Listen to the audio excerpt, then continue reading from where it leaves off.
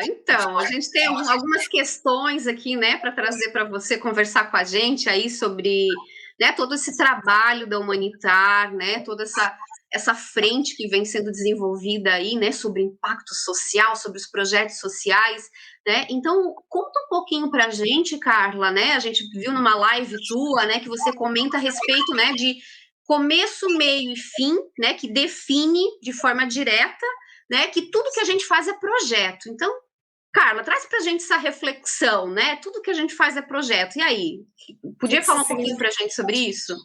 Sim. Tudo que a gente faz na vida, a gente pode chamar de projeto. Se a gente quiser chamar de projeto, a gente tem que ter começo, meio e fim. Então, quem não termina as coisas que faz, não termina seus projetos. Por exemplo, uma viagem. Quando você começa a trabalhar muito com gestão de projetos, tipo eu vou viajar, eu tenho um Excel para aquilo. Eu sei o que eu vou fazer antes, quais são os possíveis lugares que estão abertos, o que precisa de reserva, o que não precisa. E quando você planeja, né, o que é um projeto? É uma coisa que você vai fazer, que você tem um objetivo para fazer, independente do que seja. E aí, se é um projeto de viagem, uma forma, né, mais eficiente de fazer esse projeto, você pode sair fazendo. E pode dar certo, pode não dar. Quais são os riscos? Se eu planejo certinho antes, eu sei exatamente o que vai estar fechado, o que abre na segunda-feira, o que precisa de reserva. A chance de eu otimizar essa viagem, no meu gasto ser menor, porque eu verifiquei antes se compra em outro lugar que é mais barato, de realmente nos lugares não correr o risco de estar fechado, ou de, né, só entrar com reserva. Eu tenho certeza que todo mundo já passou por isso. Eu já passei também com viagem. E hoje eu sou a Miss Excel para fazer viagem. Eu tenho Excel para tudo. Porque eu comecei a ficar viciada até, assim, em tudo que eu faço. É projeto. Eu vou mudar de casa, tal. O que eu preciso fazer para mudar de casa? Aí eu monto o planejamento para essa atividade. A partir do momento que você pensa a atividade antes dela iniciar toda, monta um pré-planejamento de tudo que pode acontecer no meio, algumas respostas para os riscos das coisas que podem acontecer durante. Executa ela, né? Que às vezes alguma coisa também não é prevista, mas você tenta executar com o máximo de assertividade e finaliza aquilo com sucesso, com o máximo de sucesso. Isso é um projeto, né? Isso pode ser chamado de projeto. Sem contar, né, Carla, que aquilo que não deu certo, você vai anotar lá na sua planilha e na próxima vez você vai, né, tomar aqueles cuidados, né? Também serve de aprendizado numa próxima vez, né? Os meus amigos que recebem meu Excel, eles recebem com a anotação do tipo, esse restaurante não é bom, não faça tal coisa, não pegue metrô, vá de ônibus, é horrível. Eu escrevo todos os comentários depois no quadradinho, e às vezes eu não vou voltar mais, mas fica, e eu realmente tenho, gente, se vocês quiserem, caso alguém for viajar, eu escrevo mesmo, e é exatamente isso. Se eu for viajar de novo, eu já sei exatamente o que deu certo, o que não deu, o que eu posso fazer melhor. Se alguém for fazer e eu for recomendar, eu tenho tudo direitinho anotado, né? Então, é exatamente essa a ideia. E quanta coisa, né, na vida que a gente faz justamente que são projetos, né? É isso, tem início, meio e fim, é projeto, né, Carla? Legal. Muito Desde bem. relacionamento, viagem, trabalho, arrumar a casa, mudar de casa, tudo que a gente começa a fazer tem começo, meio e fim. Agora, por exemplo, no curso da Humanitar, a gente fala projeto social. Então, dentro de uma organização social, a gente pode chamar de projeto, por exemplo, captação de recursos. Por quê? Se você, dentro daquele ano, captar recurso é um projeto da organização, quanto de recurso que a gente quer captar, quais são, né, as formas de captação que a gente vai usar, isso pode estar dentro de uma caixinha de projetos. Mas quando a gente fala de gestão de projetos sociais, com avaliação de impacto, com verificação do projeto, né, a gente costuma estar olhando para a organização e para o projeto que a organização faz. Então, a gente tira dessa caixinha administração, atividades, captação de recurso, a gente tira dessa caixinha, porque senão fica muita coisa com muitas peculiaridades ali de como fazer aquilo bem. E para fazer bem a gestão da execução do projeto, a gente foca mais, né, a gente vai mais entrar na melhor forma de executar o projeto social, que é o projeto que a organização social faz ou a empresa social faz para impactar vidas, né? Então, a gente fala, projeto, o que é projeto? Qualquer coisa. Projeto social é aquilo que você faz para impactar a vida de alguém. Então, o administrativo é um projeto, mas ele não chega a ser um projeto social, porque ele vai trabalhar a parte da organização da ONG, né? Ele vai trabalhar outras coisas aqui que precisa para funcionar, mas o objetivo final não é o beneficiário. Quando ele é um projeto social, o objetivo final é o beneficiário. Justamente, essa área, né, financeira, administrativa, a gente diz que são processos, né, dentro da organização, né? Então, realmente, é um foco um pouco diferente, né? Muito bom. Mas tem, assim, o PMI, ele chega a falar que essas áreas também podem ser vistas como projetos, né? Ele chega a dizer, tudo é projeto. Então, captação de recursos seria projeto, administrativo é projeto, você tem que colocar tudo em caixinhas de projeto. Existe essa forma de olhar para a coisa. Quando a gente pensou a metodologia de gestão de projetos da Humanitar, como ela é só focada no setor social, ela só está olhando para o setor social, eu entendi que fazia sentido não colocar, porque tinha tanta peculiaridade, o fato do setor social não estar focando só no financeiro, no dinheiro, está focando muito especificamente no impacto, era importante ter coisas que não era para qualquer projeto, era pro projeto que gera impacto. E aí a gente tirou essa caixinha, essas outras caixinhas, né? Tem muita coisa que você usa, tudo que você aprende de gestão de projeto, você vai conseguir usar para qualquer tipo de projeto. Mas, né, não vai ter avaliação de impacto, não vai ter algumas coisas que são focadas no projeto social especificamente. Legal. Eu estava ouvindo aqui, Carla, e pensando, né, quando tu falou que até a viagem, que tudo é minuciosamente cuidado, né? Então, é bem o oposto daquilo, deixa a vida me levar, né? Na verdade, o projeto tem que ser muito bem estruturado, muito avaliado, né? Monitorado e tudo mais. Eu gostaria que você explicasse para nós, aproveitando o teu conhecimento, que é uma dádiva para nós aqui nessa tarde, né? O que é o marco lógico e a teoria da mudança? Poderia explicar para nós? Daisy ama, né, Daisy? Com certeza. Essas duas palavrinhas, gestor de projeto, adoro. Então, a teoria de mudança, ela é a primeira coisa que a organização tem que pensar quando ela pensa no projeto social dela. E, no caso da teoria, está no nome. Teoria de mudança. Qual é a teoria, né? O que eu estou imaginando que eu vou mudar no mundo?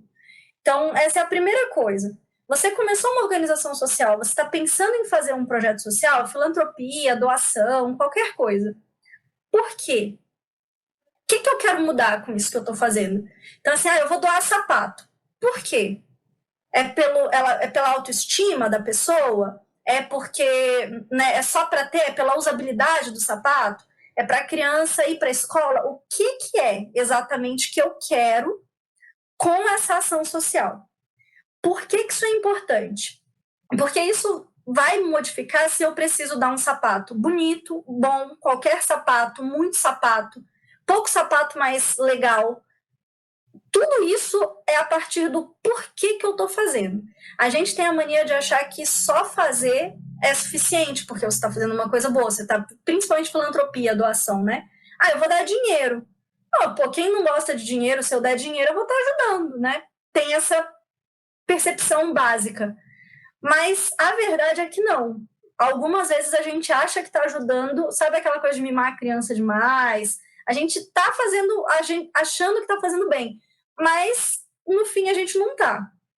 E, né, ninguém aqui está dizendo para você não fazer o bem de toda forma, mas quando a gente fala de organização social, cujo fim dela é esse, se você vai gastar aí 1 mês, 2 meses, milhares de reais na sua vida para fazer um projeto, para fazer uma doação, por que não fazer isso de um jeito melhor possível, sabe? Fazer o melhor possível.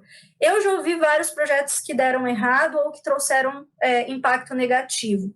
Quem estava fazendo nunca imaginou no planeta que podia estar fazendo algo que não ia ser perfeito, bom, ótimo.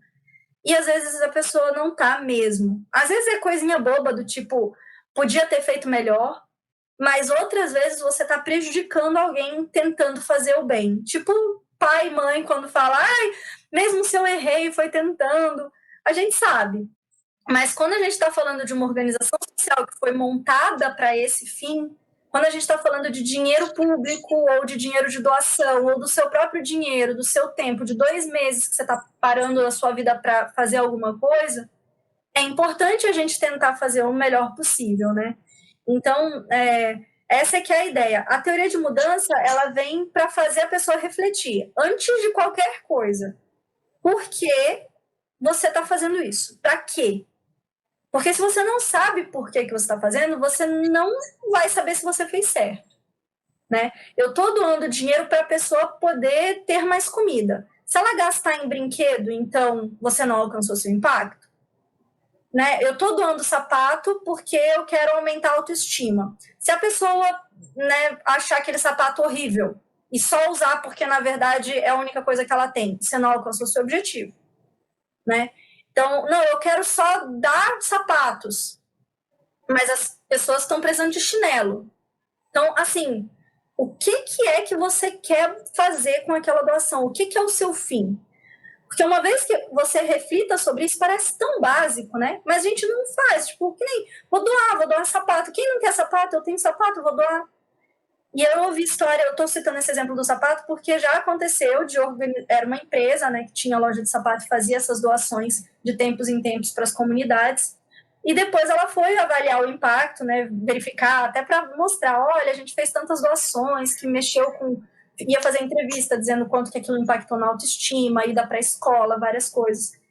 E a gente, entre várias coisas boas, também descobriu que eles faliram 2 lojas de sapato dentro da comunidade. Puxa. Não é? Podia ter ou escolhido outra comunidade, claro, né, que não tinha só 2 lojas, que não ia influenciar tanto na economia local quanto, naquele caso, um sapato dura anos. Né? Então, quanto uma família para de comprar sapatos se realmente só tem 2 fornecedores na comunidade? Então, tem muita coisa que, às vezes, a gente, né... também, uma das comunidades teve as 2 lojas que faliram e teve uma das comunidades que a galera não usou o sapato porque eles estavam com bicho de pé. Puxa vida. Então, né, tem um comentário aqui do pessoal, né? Olha, seja importante escutar melhor as pessoas, né? Para a gente ouvir o beneficiário, né, Carla? Né? Usar as ferramentas, né, para a gente entrevistar esse público beneficiário para saber o que ele realmente precisa, né? Exato. Na pandemia... O marcológico, né? Desculpa. Isso. O marcológico, ele entra depois. Porque a teoria de mudança, ela é o principal, que ela é... Qual é a minha teoria de mudança? É literalmente isso. O que eu quero fazer? Aí, uma vez que você fala o que eu quero fazer e você entendeu, então o meu objetivo fim é autoestima, meu objetivo fim é condição para a pessoa conseguir fazer o que quer. O que é esse objetivo fim? Se é uma creche, é a mãe, o meu objetivo fim? É a criança, meu objetivo fim? Porque tudo vai mudar a partir desse ponto de vista. Então, agora eu entendi. O meu objetivo fim é a mãe numa creche. Meu objetivo fim é a criança numa creche. Quais são as atividades que eu tenho que executar para garantir que aquele impacto vai ser? Aí sim eu vou pensar nas atividades. Eu não faço primeiro e depois eu penso no impacto que gerou. Eu penso no impacto que eu quero exercer, aí eu penso a atividade que vai gerar aquele impacto. Então, é a mesma coisa se você... eu quero fazer uma viagem de luxo. Aí você vai fazer uma viagem de luxo na Amazônia? Não faz sentido. Você não faz primeiro a viagem, depois você pensa no que você quer. Você primeiro pensa, eu quero descansar. Então, você quer descansar, você não vai fazer uma viagem para o Monte Everest, certo? Tipo, se você tem que pensar o que eu quero causar de impacto. Aí, qual é a atividade que faz sentido para eu alcançar aquele impacto? Então, uma vez que você pensou em impacto, você começa o raciocínio lógico. Aí, por isso que o marco lógico vem depois. Que ele é o raciocínio lógico que vai ligar a atividade que você está fazendo, como que ela se liga ao resultado básico que você vai obter daquilo, para um objetivo de curto prazo, para verificar se no longo prazo você está alcançando aquele impacto. Então, o marco lógico, ele estrutura, né, a teoria de mudança. Ele chega para você e diz, legal, o que você falou faz sentido. Vamos ver mais profundamente? Essa atividade aí que você falou que você vai fazer, quando que você vai fazer? Quem é o responsável por ela? Que dia? Legal, faz sentido. Então, se você executar essas atividades desse jeito que você está falando, qual o resultado que você espera obter? 50, 10 pessoas, 15 pessoas? Legal. Se você obtiver 50 pessoas felizes, isso aí que você está falando, assim que acabar o projeto, o que você acha que vai acontecer? Essas pessoas vão já sair fazendo as coisas, já vão... né, vamos falar da doação de sapatos. Sempre bom ter um exemplo, né, para contar a história. Então, eu quero doar sapato, né? Meu impacto, primeiro. Eu quero doar sapatos porque eu acho que as crianças estão indo descalça para a escola, algumas não estão nem indo para a escola porque não tem sapato e elas vão caminhando, né? Tipo, legal. Então, a minha atividade tem que ser o máximo de sapatos possíveis, porque não estou pensando em um sapato bom, eu estou pensando em sapato, qualquer sapato, talvez até chinelo. Então, né, esse é o ponto. Eu tenho que distribuir o máximo de sapatos possíveis. Atividade, distribuição do máximo de sapatos que a gente conseguir, né? Arrecadação para o máximo de sapatos possíveis. Legal. Quantos sapatos, né, eu acredito que eu consigo? 50, 100, 200. Com crianças, né, da idade X, porque aí você tem que saber, você vai pegar sapato de escola, então não adianta você pegar sapato de adulto, não adianta pegar chinelo, né? Então, mais ou menos para faixa etária X e Y, esse tipo de sapato, né, as crianças vão dizer, né, eu perguntei, então são X chinelos e tantos sapatos, legal. Então as atividades foram concluídas, a distribuição correta foi concluída. Acabou o projeto, eu preciso ver se essas crianças usaram o sapato. Então, as crianças estão usando, qual que é o meu objetivo de curto prazo? Dar uma olhadinha dali um mês e falar, a galera está indo de sapato para a escola, eles estão usando o meu sapato, né? E no longo prazo, saber se elas passaram a ir mais. Porque pode ser que daí eu fale, estou viajando aqui, mas aí você passou um mês, está todo mundo, né, indo de sapato para a escola, passou 6 meses, você volta no projeto e pergunta para o professor, e aí? A galera agora está bombando aqui na escola de sapatinho. Não, você nem sabe. Agora eles estão indo para balada. Você não sabe, pode acontecer, você fala, gente, devia ter dado chinelo, tá vendo? Não devia ter dado tênis, porque de chinelo eles... Enfim, nunca se sabe o que pode sair de um projeto social. Podem acontecer. Carla, e pensando né, sobre, enfim, as ferramentas que a gente tem que usar para fazer um bom projeto social, né? A gente sabe que a Humanitar ela trabalha a metodologia ágil, né? Ou agile, né? Como é muito conhecido. Então, fala para a gente um pouquinho assim de qual que é a diferença, né, da metodologia tradicional, da gestão tradicional para a gestão ágil, né? Como que a gente lida nos projetos sociais com isso? Então, a gestão tradicional, ela foi montada quando as empresas muito grandes, há muito tempo atrás, começaram a perceber que elas precisavam, tipo assim, como que surge a gestão de projetos? As empresas estão lá gerindo as pessoas, 400 mil pessoas, Apple, Google, e de repente elas falam, gente, está uma zona, toda vez que troca de gerente, ele vem com uma ideia nova de como que ele vai cuidar de tudo, e aí ele troca cronograma, ele troca jeito de gerir o pessoal, ele quer fazer um monte de mudança. E faz sentido, algumas coisas são legais, mas será que ninguém descobriu uma coisa que funciona muito bem para tudo? Que, né, toda vez que alguém chega, não tem nada padronizado que diga, isso aqui dá certo. Então, o que eles fizeram? Eles caçaram. Para gerir tempo, esse aqui é o que dá mais certo, é o que tem dado o melhor resultado. Para gerir risco, isso aqui funciona muito bem. Para gerenciar tal coisa, eles foram pegando essas ferramentas e fizeram, então, uma metodologia. A mais conhecida primeira foi a Prince, né? Que é, quem entrar aqui nessa empresa já tem que saber Prince. Porque já tem que usar o nosso estilo de cronograma, já tem que usar o nosso estilo de gestão de risco. Não quero ninguém chegando com ideia nova e não quero também ninguém trazendo, né, sem saber o que a gente faz, tendo muito tempo de adaptação.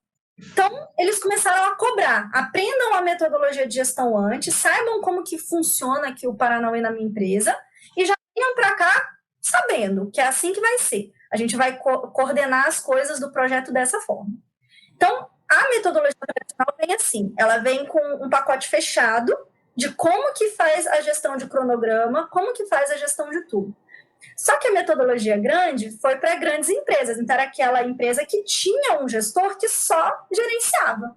É aquele cara que pega, pensa o projeto do ano inteiro, coloca lá no papel, a gente vai gastar tanto, a gente vai fazer isso, esses são os riscos possíveis que podem acontecer, se esses riscos acontecerem, a gente vai fazer tal coisa. Ele planeja tudo antes, ele monta tudo antes e ele passa o resto do projeto só garantindo que todo mundo fez o que ele mandou. Se alguma coisa sair desse controle, ele putz, você não geriu bem o seu projeto, porque o seu planejamento não foi bem feito o suficiente para garantir estabilidade, digamos, né? É basicamente isso. O bom gestor num projeto tradicional, ele pensou tudo muito bem antes. E se alguma coisa saiu do eixo durante o projeto que ele não pensou, a culpa é dele, porque ele que não pensou em tudo o suficiente.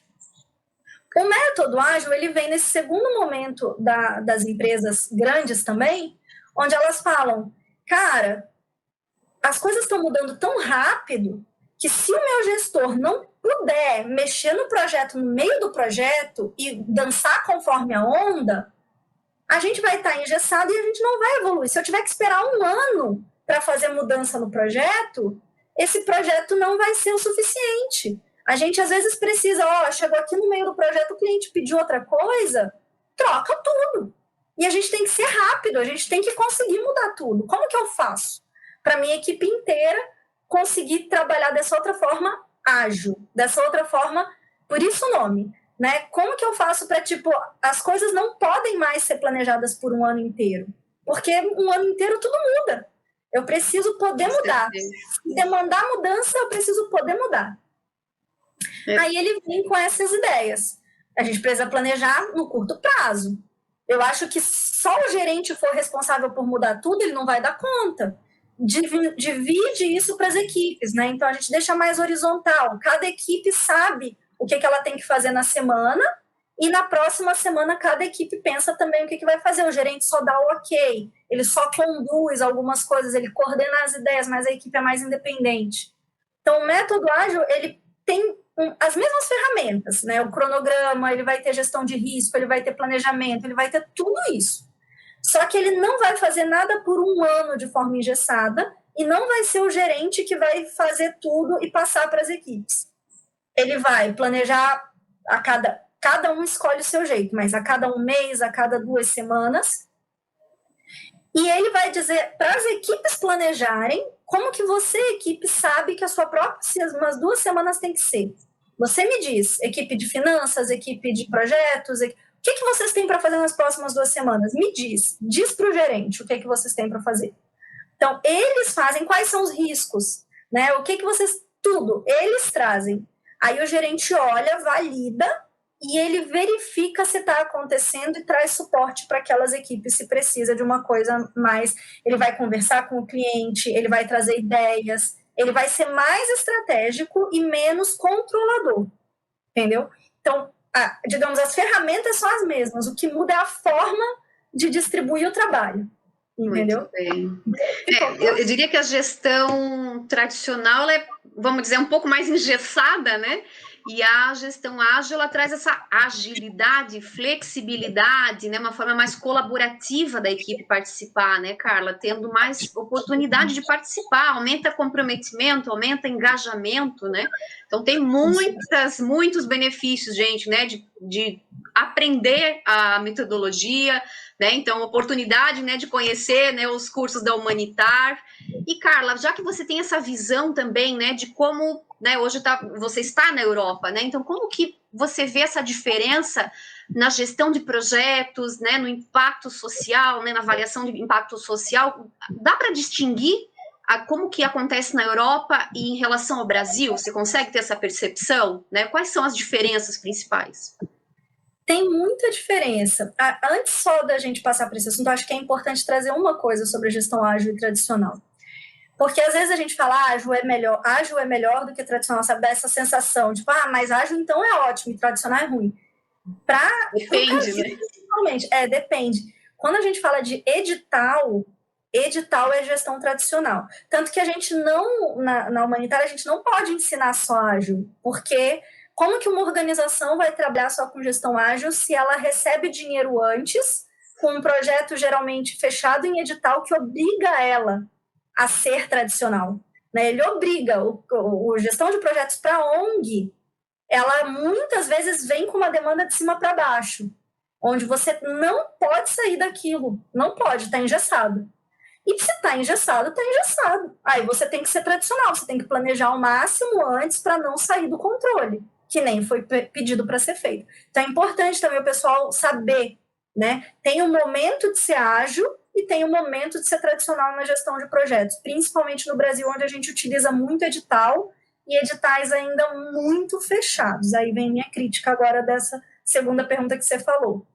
A diferença entre Europa e Brasil, principalmente, é que existe uma confiança maior no uso do recurso, porque tem mais responsabilidade. Então, assim, tem mais responsabilidade no uso do recurso, ninguém vai te obrigar a fazer só dessa única maneira, onde se der errado não interessa, porque o risco de deixar aberto é maior do que garantir uma maior eficiência caso não dê. Né? O Brasil, por conta de corrupção, de tantos problemas, a gente sabe o motivo, né, porque eles têm dessa forma, né, não é uma coisa assim, né, que vem do nada, mas quando vem um edital público, ele diz, você tem que fazer a entrega de 12 sapatos para 12 crianças no dia tal e tal. Aí, se você descobre que elas querem chinelo no meio do projeto, eles vão falar, não, devia ter avisado antes. Você falou sapato, você não pode mudar, é sapato e tal.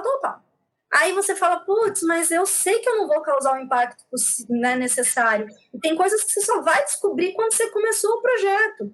Você precisaria ser um pouco mais ágil para conseguir falar, a gente iniciou, fez a segunda semana, percebeu um erro aqui no projeto, estamos pedindo uma mudança no escopo e aí o edital e o governo diz não, porque a gente sabe que isso já foi muito usado para você fazer uma desculpinha e dar um lalau no dinheiro. Então, na Europa, eles não têm tanto essa desconfiança. Eles permitem mais que uma empresa ou uma organização tragam. Olha, a gente teve essa percepção e a gente está trazendo um pedido de mudança do escopo. E aí é feita uma mudança no escopo. Então, o método ágil na Europa funciona muito melhor. No Brasil, ainda é muito engessado por conta dos editais e do medo que a flexibilidade pode dar para a pessoa inventar, mentir, daí pedir mais recurso, essas coisas, né? Por conta da falta de confiança. Então, a gente tem aí muito a caminhar ainda nisso aí, né, Carla? Muito a aprender. Legal, obrigada. Carla, pensando nos observatórios sociais, né? Quais ferramentas, metodologias, processos que possam trazer impacto que nós poderíamos usar aqui no observatório social? Olha, tudo.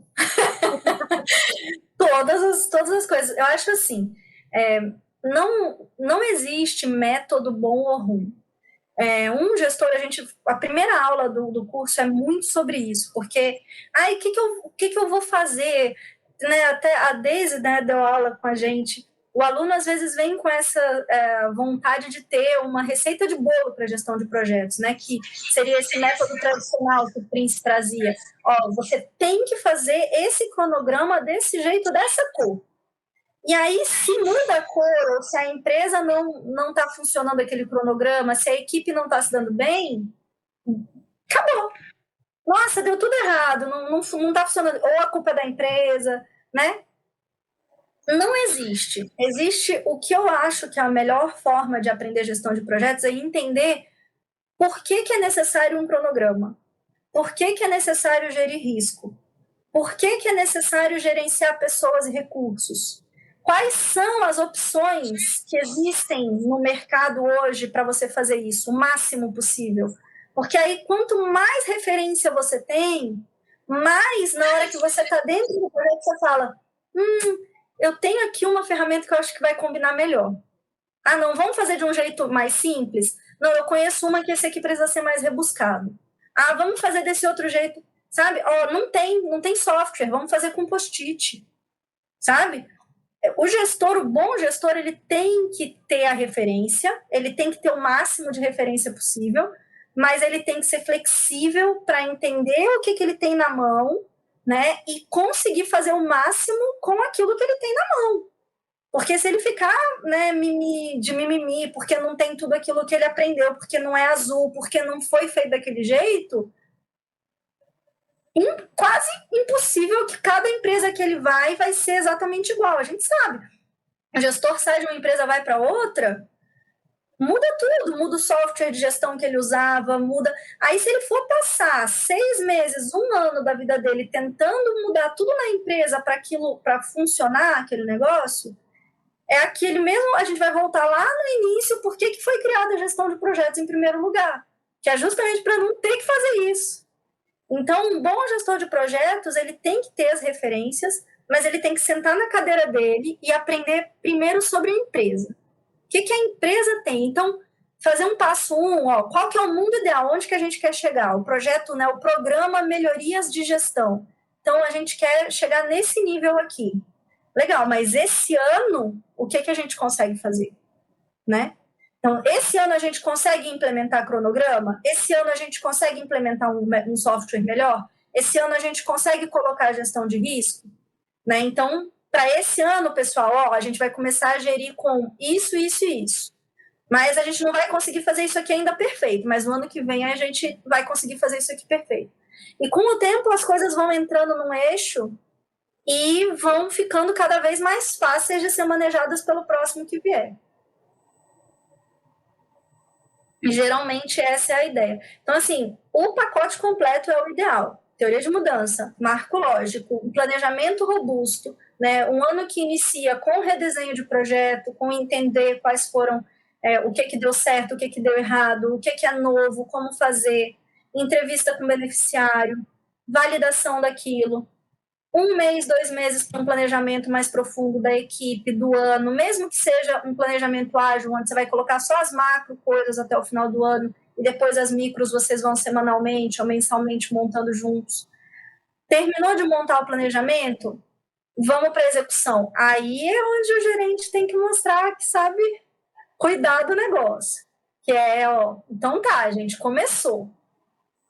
Todos os meses, todas as semanas, a gente está indo bem, a gente está fazendo o máximo possível, a gente está avaliando, a gente está verificando.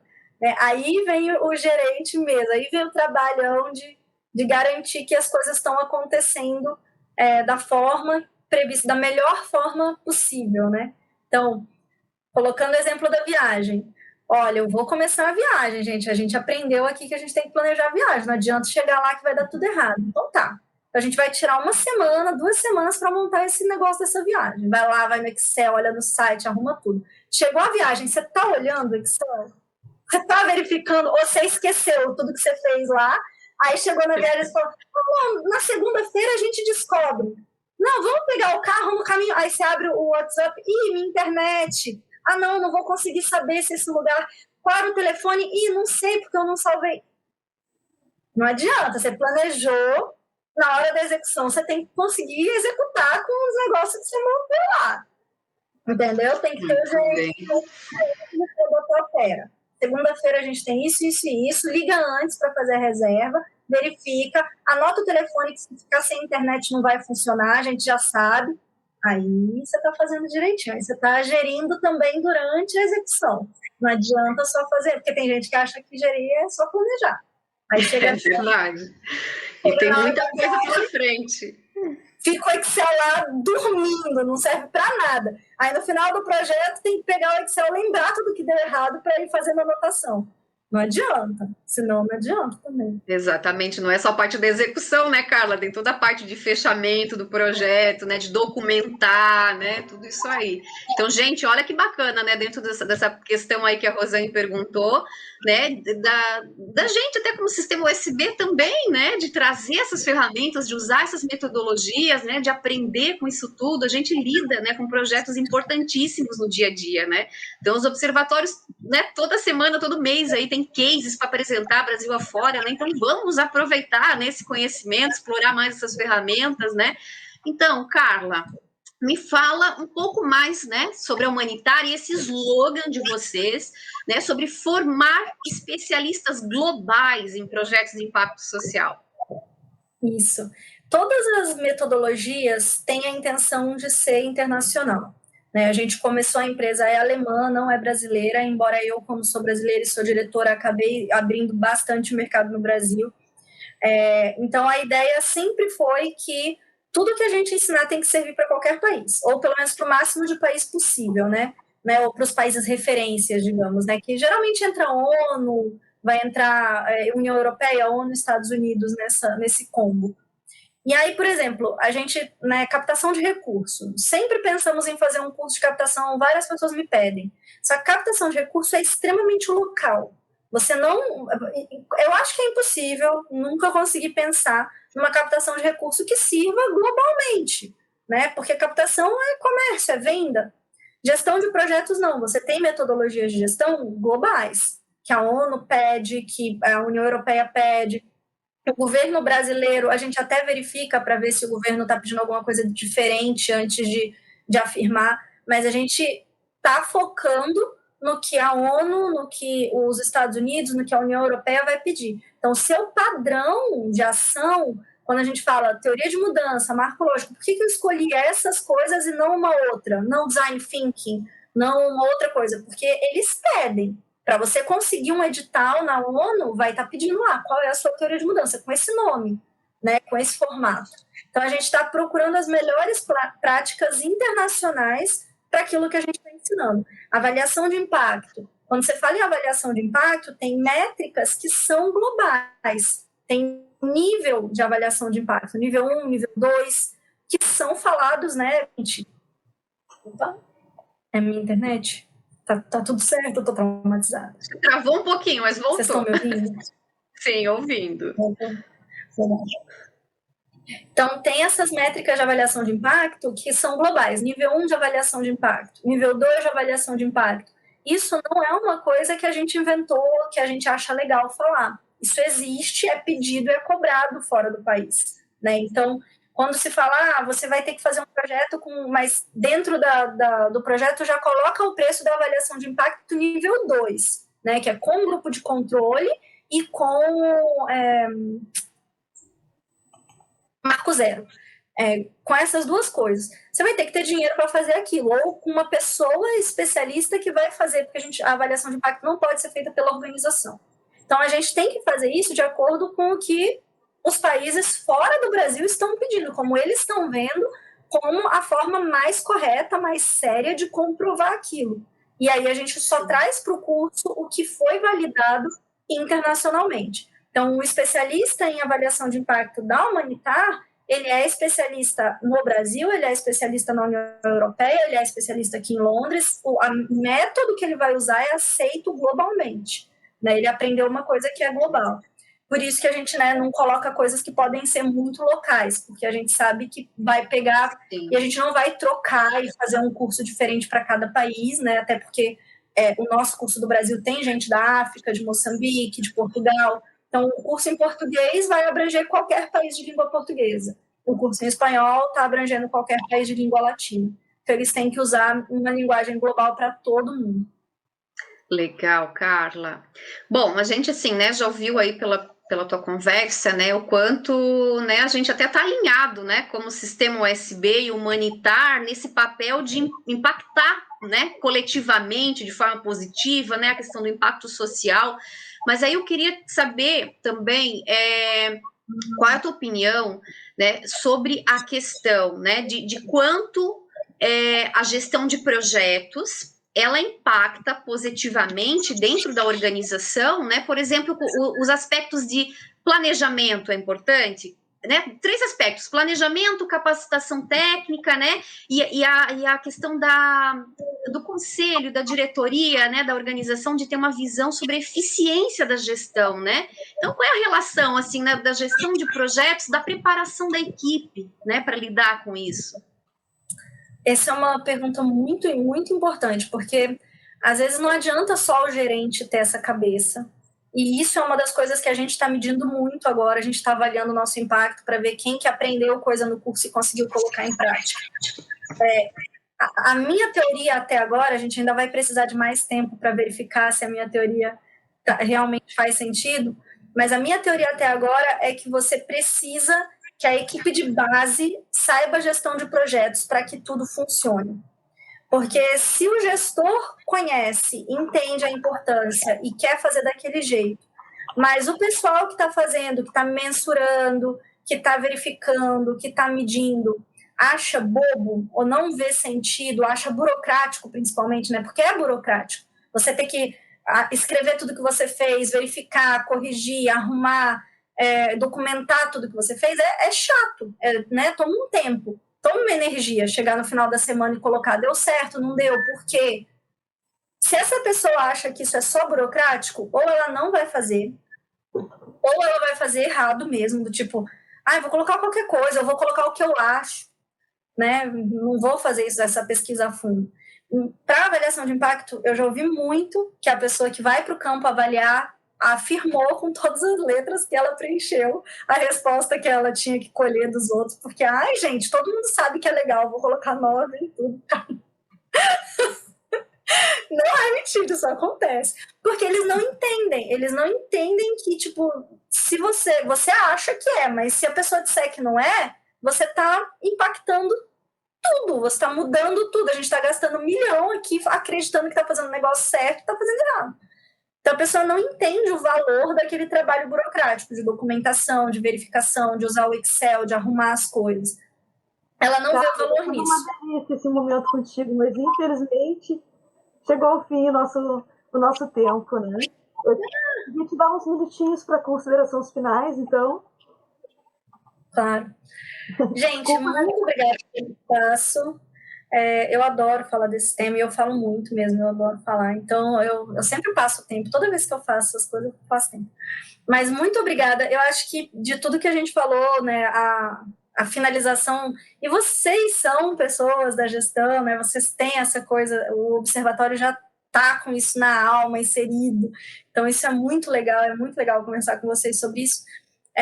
Mas eu acho que o principal é vocês saberem e olharem para a gestão de projetos não como uma coisa complexa, né? Você fala gestão de projetos, mas como simplesmente garantir que você está fazendo o melhor possível com o máximo de eficiência, sabe? É você tentar dar o seu melhor, fazer o seu melhor e saber que já tem gente fazendo isso antes de você. Então, por que não aprender como que elas estão fazendo e trazer, né? Ao invés de ficar tentando criar a roda. É um pouco isso aí. Muito bem, Carla. Muito obrigada de coração por estar com a gente aí hoje nesse Elas no Controle, né? Então, pessoal, vocês que estão assistindo, né? Obrigada, né? A gente vai... Valeu. Obrigada, Luiz. Tchau. Obrigada, Carla. Grande abraço.